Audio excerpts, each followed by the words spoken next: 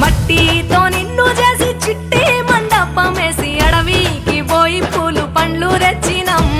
పూల మాలేసి పులిహోర నైవేద్యం పెట్టి మొక్కి నీ ముందు గుంజిల్లు తీసినం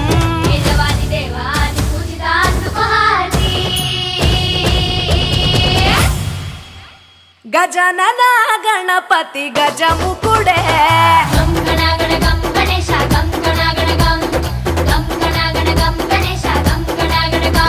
భజనతో భక్తి చూపు పొంగిపోతడే